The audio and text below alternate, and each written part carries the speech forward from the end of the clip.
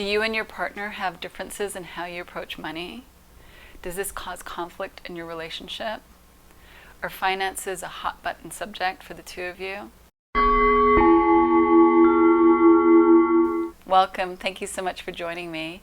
Today I'm going to be answering a question about navigating difficult money conversations. Thank you so much for sending in your questions. If you have a question you'd like me to answer, please send it to the email that's in the description below. If you would like to have a weekly inspiration, you can also sign up for our newsletter.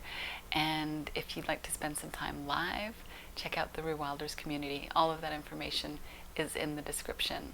All right, on to today's question. My husband has a lot of anxiety around money and finances. For several years, I just accepted his story around that as true, and then would take all that on myself.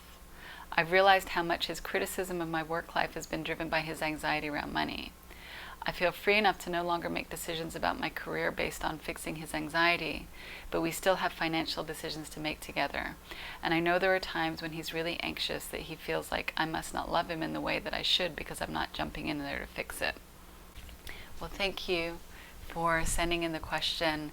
And finances is a very common topic that can get challenging for couples. And I want to point out, as I often do, what you're already seeing and the strengths that I'm recognizing in the question that you've asked. First of all, you realize that the challenge that your husband has around finances in these conversations is related to anxiety. So for me, that helps me recognize that you're not taking this personally. You even have compassion for his experience. But even with that compassion, you're wondering, how do you navigate it? The other thing that I notice in your question is that you realize that your husband's anxiety around money had the impact of you feeling anxious about money too, that you would in the past buy into that old narrative and feel anxious and maybe even make changes to your behavior to accommodate his anxiety, even though that wasn't lining up with what felt true and self-honoring for you. So it seems like you've really come a long way in this conversation, and I think for everyone, when we recognize that these hot button subjects in relationship are hot button subjects, not so much because of the difficulty in finding a solution, but because anxiety gets stimulated. And when you have two anxious people having a conversation together, the conversation tends to go south. It tends to lead to reactivity. It tends to lead to hurt feelings. And so it's a very unstable way to have a conversation. So with what you've already recognized, I would say you're at least 75%, if not more there, by being able to recognize that anxiety is really the underlying issue. And you also recognize that you're not responsible for fixing your husband's anxiety or changing him.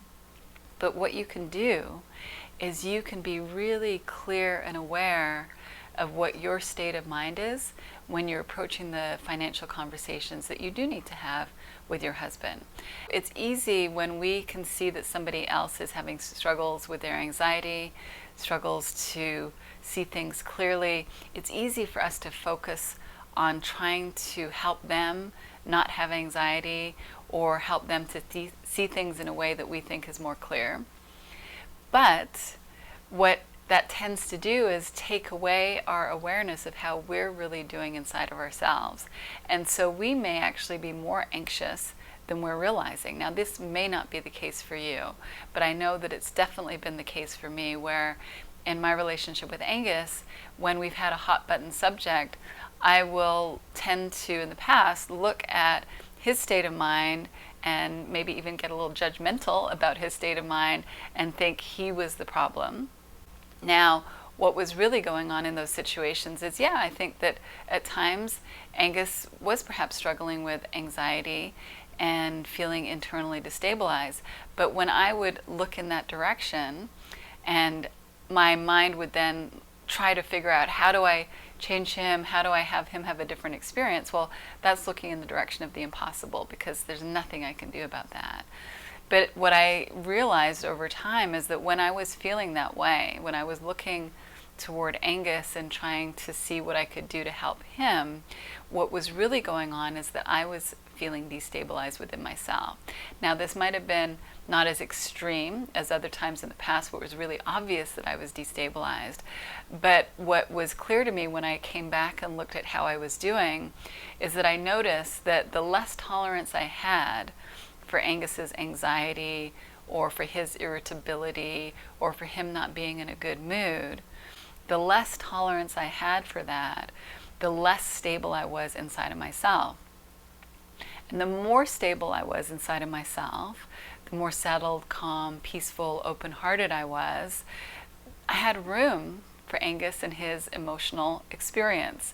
Whether it was anxiety, whether it was irritability, whether it was his low mood funk, whatever it was, I didn't find myself judging it. I didn't feel myself being bothered by it. And so when we had to have difficult conversations, and often for us, some of those hot button subjects weren't necessarily around money. They might have been often more related to parenting differences regarding our children, things like that. I think money probably came up at some point in time, but the ones that stand out in my mind are more related to how do we navigate different philosophical approaches to parenting and find a common ground since we have to parent together.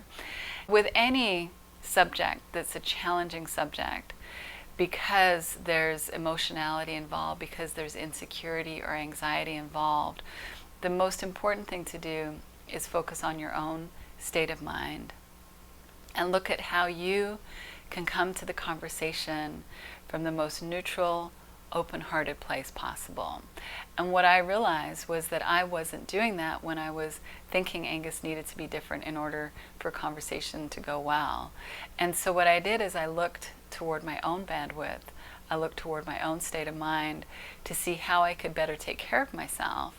Some of the things that I've talked about in other vlogs like this is letting Angus know where my bandwidth was at so that we could have the conversations at a time when there was the greatest likelihood that I was going to be able to hold space for his feelings and his anxiety if that was what was going on. So two people in an anxious conversation doesn't tend to go well, but one person who's feeling anxious and one person who's in a really good state of mind and able to hold an open-hearted, loving space for the other person, those conversations tend to go really well. What I would also do when I was able to hold that kind of space is I would listen for the truth in what Angus was saying.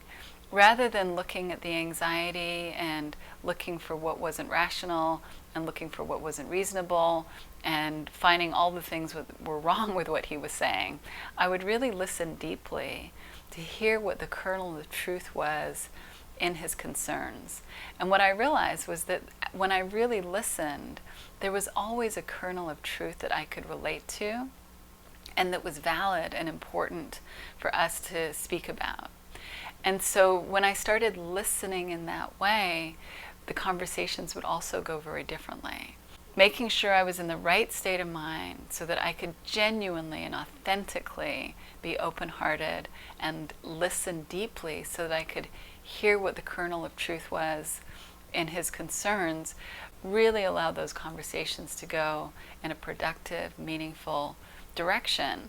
And I remember feeling really discouraged when we had very different educational points of view about what we wanted to do for our children.